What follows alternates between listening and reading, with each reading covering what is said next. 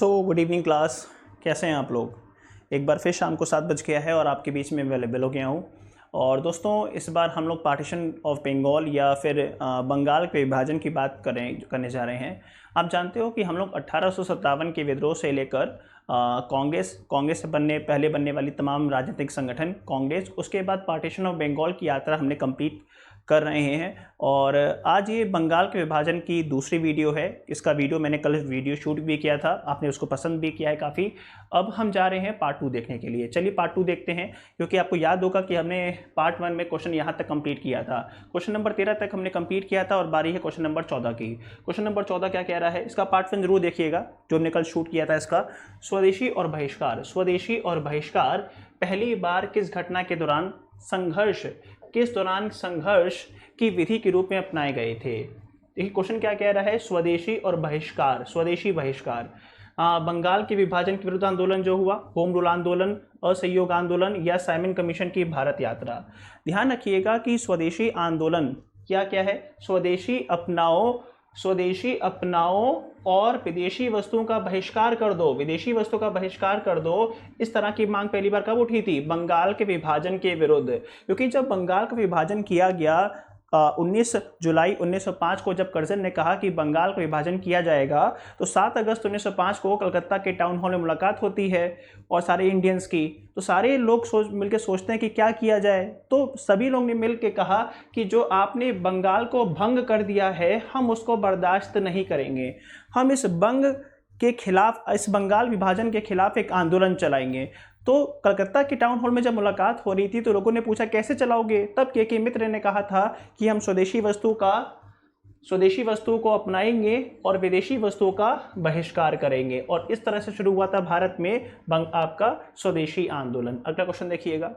अगला क्वेश्चन क्या कह रहा है कि स्वदेशी आंदोलन के प्रारंभ का तत्कालिक कारण क्या था, क्यों शुरू हुआ भारत में स्वदेशी आंदोलन। हाँ, क्योंकि लॉर्ड कर्जन के द्वारा बंगाल को विभाजन किया गया इसलिए शुरू हुआ, या लोकमान्य तिलक पर आरोपित 18 महीने की सख्त जेल थी इसलिए हुआ, या लाला लाजपत राय और अजीत सिंह की गिरफ्तारी की वजह से हुआ, या चापेकर बंधुओं को मृत्युदंड की सजा सुनाया गया इसलिए हुआ। अब आप जानते हो कि स्वदेशी आंदोलन भारत में शुरू इसलिए हुआ था क्योंकि कर्जन ने क्या किया था, कर्जन ने कर दिया था बंगाल का विभाजन। और हमने कहा था कि बंगाल के विभाजन को बर्दाश्त नहीं करेंगे, बल्कि इसके खिलाफ चलाएंगे भंग आंदोलन। चलाएंगे कैसे, स्वदेशी वस्तु का प्रयोग और विदेशी वस्तुओं का बहिष्कार। ठीक है, एक बात बताइए, स्वदेशी आंदोलन कब स्टार्ट हुआ है। ध्यान रखिएगा, स्वदेशी आंदोलन स्टार्ट हुआ है 7 अगस्त 1905 को, और यह शुरू हुआ था कलकत्ता के टाउन हॉल में। कब शुरू हुआ, कलकत्ता के टाउन हॉल में शुरू हुआ था। अगला सवाल देखिएगा। अगला सवाल क्या कह रहा है कि बंगाल का विभाजन या बंगाल 1905 में विभाजित हुआ था। सही है, बंगाल 1905 में विभाजित हुआ, जिसके विरोध के फलस्वरूप ये दोबारा विभाजित हुआ है 1906 में, 1916 में, 1911 में, 1909 में। ध्यान रखिएगा कि जो बंगाल का विभाजन हुआ है दोस्तों, ठीक है, बंगाल का विभाजन जो हुआ है दोस्तों, वो हुआ है 1905 में। लेकिन एक बार भविष्य में भी बंगाल का जब पुनः एकीकृत किया गया, देखिए कहानी क्या है कि जब 1905 में बंगाल का विभाजन किया गया तो भारत में काफ़ी विरोध हुआ। तो 1911 में बंगाल का दोबारा जोड़ दिया गया, बंगाल को दोबारा यूनाइट कर दिया गया। लेकिन बंगाल को यूनाइट करने के बाद 1911 में ही इससे बंगाल से कुछ इलाके अलग कर दिए गए। जैसे बिहार का इलाका पहले बंगाल में था तो बिहार अलग किया गया बंगाल से, और उड़ीसा का इलाका पहले बंगाल में था तो उड़ीसा को भी इससे क्या कर दिया, अलग कर दिया। इसीलिए कहा जाता है कि बंगाल का पुनर्विभाजन कब हुआ था, तो 1911 में हुआ था।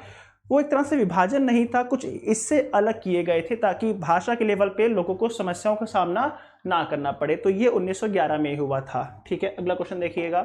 अगला क्वेश्चन क्या कह रहा है कि 1905 में, छोड़ो अगला क्वेश्चन देखो, अगला क्वेश्चन देखिएगा कि लॉर्ड कर्जन द्वारा 1905 में जिस बंगाल का विभाजन किया गया था, उस बंगाल के विभाजन को रद्द कब कर दिया गया। 1911 में रद्द किया गया था, 1904 में रद्द किया गया, 1906 में रद्द किया गया, 1907 में। देखिए 1905 में जब बंगाल का विभाजन होता है तो उसके वजह से भारत में काफ़ी प्रोटेस्ट हो रहा था। इसी क्रम में 1911 में 1911 में तीसरा दिल्ली दरबार लगा था। और तीसरे दिल्ली दरबार की बात की जाए तो तीसरे दिल्ली दरबार में उस समय के तत्कालीन वाइसरॉय लॉर्ड हार्डिंग ने भारत के ब्रिटेन के जो महाराज और महारानी है जॉर्ज पंचम और क्वीन मेरी को दिल्ली दरबार में बुलाया था। और जब दिल्ली दरबार में बुलाया जाता है तो भारत के लोग कहते हैं कि बंगाल का जो विभाजन आपने किया है उससे बंगाल की जनता बहुत रुष्ट है, उसे हिंदुस्तान में आपके खिलाफ काफ़ी रोष है। तब जॉर्ज पंचम ने कहा था कि बंगाल के विभाजन को अब रद्द कर देना चाहिए। इसीलिए बंगाल का विभाजन कब रद्द किया गया? 1911 में। और तब भारत के वाइसरॉय कौन थे? लॉर्ड हार्डिंग हुआ करते थे। अगर आप सवाल पूछा जाए कि बंगाल का जब विभाजन हुआ तब वाइसरॉय कौन? तब कर्जन थे। और जब बंगाल के विभाजन को रद्द किया गया है तब वाइसरॉय कौन है? लॉर्ड हार्डिंग सेकेंड है। ये बात समझ में आ रही है? चलिए, एक वर्ड मैंने इस्तेमाल किया है दिल्ली दरबार। ये दिल्ली क्या है? दिल्ली राजधानी है ना हमारी, और उसी दिल्ली में क्या लगवाया जाता था समय समय पे? दरबार, उसको बोलते हैं दिल्ली दरबार। मुझे बताइएगा कि 1877 में जब पहला दिल्ली दरबार लगवाया गया तब भारत का वाइसरॉय कौन? उसके बाद 1903 में जब दूसरा दिल्ली दरबार लगवाया गया तब वाइसरॉय कौन? कमेंट सेक्शन में बताइएगा। फिर 1911 में जब तीसरा दिल्ली दरबार लगवाया गया तो उस समय भारत का वाइसरॉय कौन है? कमेंट सेक्शन में जवाब जरूर दीजिएगा, मैं आपसे उम्मीद करता हूं। और साथ ही साथ इस वीडियो को प्लीज़ मैक्सिमम लोग लाइक कर दीजिएगा, क्योंकि लाइक बहुत ज़रूरी है ताकि बाकी वीडियो को प्रमोट किया जा सकेगा। दूसरी बात, शेयर भी कर दीजिएगा। शेयर के बाद में प्लीज़ इस पे कमेंट भी करिएगा कि जैसा आपको अच्छा लगे। प्लीज़ शेयर ज़रूर कीजिएगा एंड सब्सक्राइब भी ज़रूर कीजिएगा, ताकि सब्सक्राइबर बढ़ जाएंगे तो थोड़ा सा वीडियो को प्रमोट करने में आसानी रहती है हमारे लिए। अगला क्वेश्चन देखिएगा। अगला क्वेश्चन क्या कह रहा है? रुकिएगा। अगला क्वेश्चन क्या कह रहा है कि भारतीयों के विरोध के कारण बंगाल को फिर से कब एकीकृत किया गया? ये कहना चाहिए, ये भी सही लाइन है। या फिर कह दो कि बंगाल के विभाजन को कब रद्द किया गया? तो पता ही है 1911 में रद्द किया गया है, तो बताने की जरूरत ही नहीं है कि बंगाल के विभाजन को कब रद्द किया गया है। तो बंगाल के विभाजन को 1911 में रद्द किया गया, ये बंगाल को दोबारा एक कर दिया गया 1911 में। अच्छा, एक बात बताइएगा कि जो भारत में बंगाल के विभाजन के विरुद्ध स्वदेशी आंदोलन हुआ, उस स्वदेशी आंदोलन को मद्रास मतलब होता है तमिलनाडु में, किसने लीड किया था?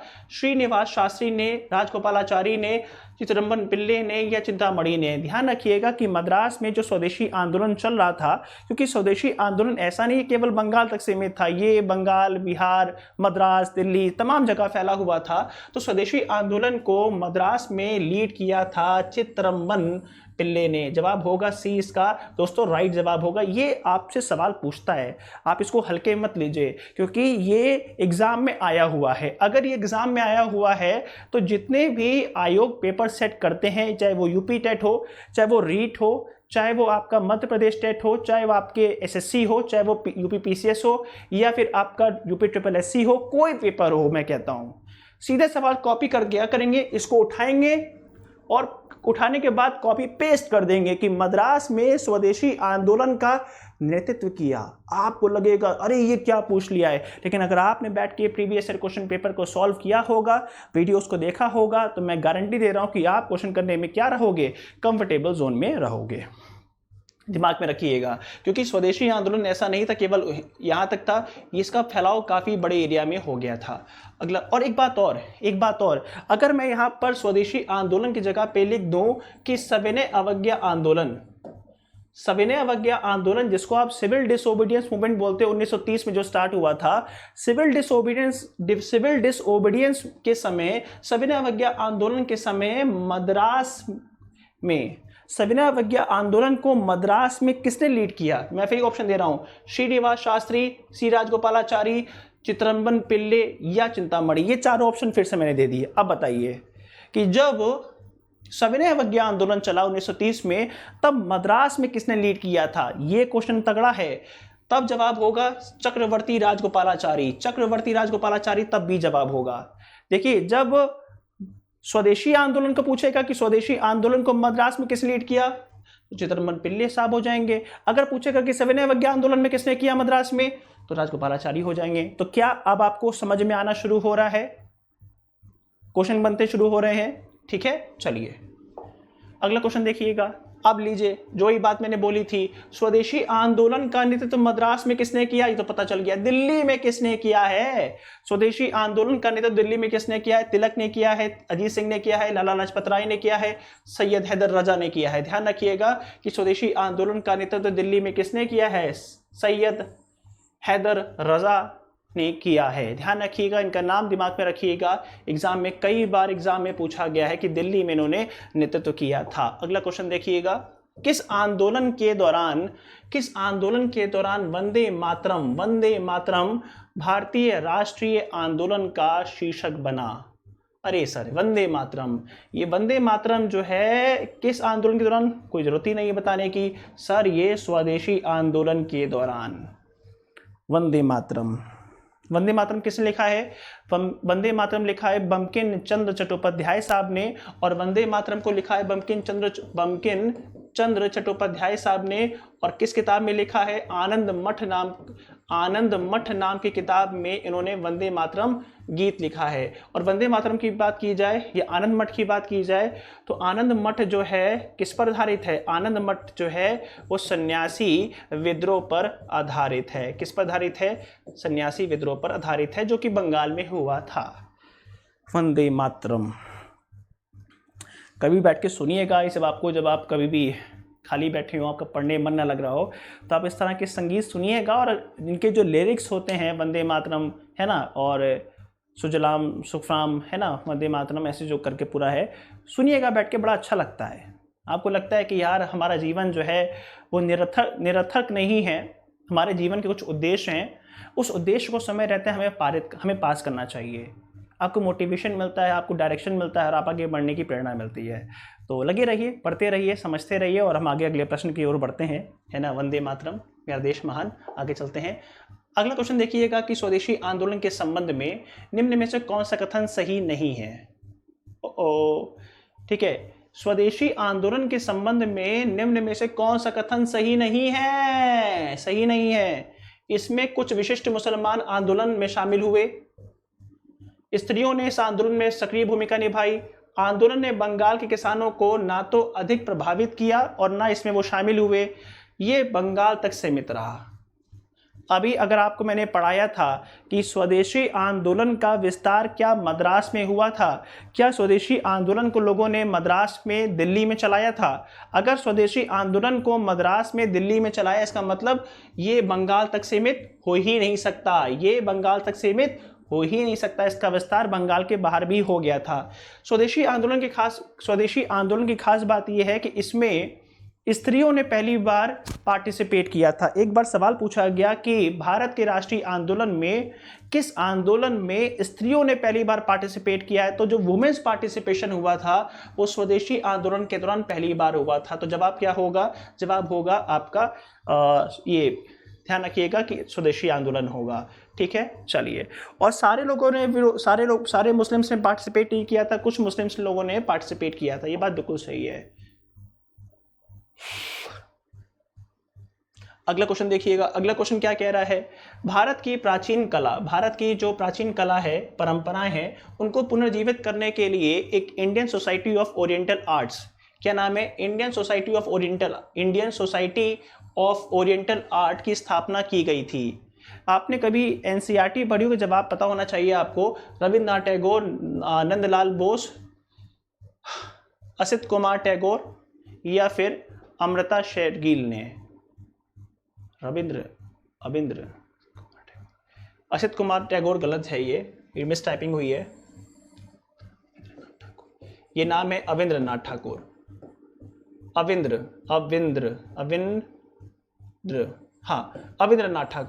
अविंद्रनाथ ठाकुर ने शुरू किया था। रविंद्रनाथ टैगोर के भतीजे अविंद्रनाथ टैगोर ने, अविंद्र ABINDRA, अविंद्रनाथ ठाकुर ने Indian society of oriental arts की स्थापना की थी। ठीक है, और अविंद्रनाथ टैगोर की बात की जाए तो अविंद्रनाथ टैगोर को हम लोग क्या बोलते हैं? अविंद्रनाथ टैगोर को हम लोग जो बोलते हैं कि ये भारत में मॉडर्न पेंटिंग के जनक माने जाते हैं या फादर माने जाते हैं। ठीक है, चलिए इस तरीके से आपने स्वदेशी आंदोलन के ऊपर अपनी पूरी यात्रा कंप्लीट की है। आपने कई सारे सवालों को किया है। एक छोटी सी बात यह है कि रात को 9 बजे अनअकैडमी शिक्षा पे एक क्लास होगा जिसका लिंक डिस्क्रिप्शन बॉक्स में दिया हुआ है। डिस्क्रिप्शन बॉक्स में जो लिंक दिया हुआ है उस लिंक पे आप क्लिक करिएगा, सीधे आप क्लास में आ जाइएगा। क्लास में आइएगा, वहाँ पे आपको भी काफ़ी सारे क्वेश्चंस करवाऊंगा। वहाँ एक तरह का टेस्ट होगा। आपने 1857 के विद्रोह से लेकर बंगाल के विभाजन तक जितनी भी मुझसे क्लास पढ़ी हैं और उससे कुछ और भी एक्स्ट्रा क्वेश्चन को लेकर टेस्ट होगा। तो अगर टेस्ट आपको देना हो तो प्लीज़ जो लिंक में डिस्क्रिप्शन में लिंक दे रखा है उस पर क्लिक करिएगा और रात को 9 बजे क्लास में आइएगा, जहां पर मैं आधे घंटे का टेस्ट आपसे लूँगा, जहां पे रैंडम क्वेश्चंस होंगे। ऐसा कोई नहीं, कोई टॉपिक पे क्वेश्चन नहीं होगा। वो 1857 के विद्रोह पर भी होगा, यूरोपीय कंपनी पर भी होगा, लेटर मुगल से भी क्वेश्चन होगा, गांधी जी के आंदोलन पे भी होगा, भगत सिंह के पे भी क्वेश्चन होगा, भारत में जो सुभाष चंद्र बोस उस पर भी क्वेश्चन होगा। तमाम क्वेश्चंस करवाऊंगा। करीब कितने बजे वो करवाऊंगा मैं आपको? करीबन 9 बजे। तो लिंक आपको डिस्क्रिप्शन में दिया हुआ है, तो आप वहां से कर सकते हो। बाकी आप नोट्स के लिए नीचे डिस्क्रिप्शन बॉक्स में नंबर दिया है, आप मुझे कांटेक्ट कर सकते हो। कुछ नोट्स पेड हैं, उसको भी आप देख सकते हो हमारे। और बाकी सपोर्ट करते रहिए, लाइक करते रहिए, मज़े करते रहिए, पढ़ते रहिए। ऑल द बेस्ट, है ना। Good night, take care, bye. And please subscribe कर लीजिएगा चैनल को। ठीक है, थैंक यू, बाय बाय।